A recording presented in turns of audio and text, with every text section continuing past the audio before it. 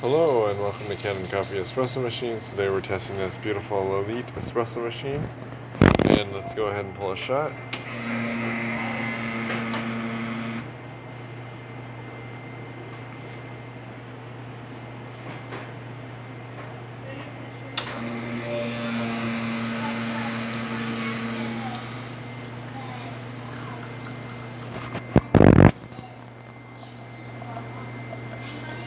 So we get a nice shot of espresso, nice and quiet.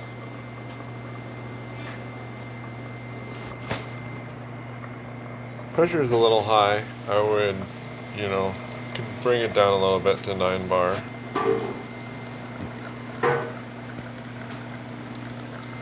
But I leave that up to the customer. And test the steam. Nice strong steam. Hot water. Hot water is good.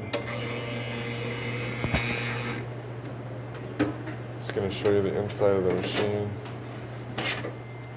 So you can see how I put these two brass fittings on. This one here, that one there, to replace the plastic fittings.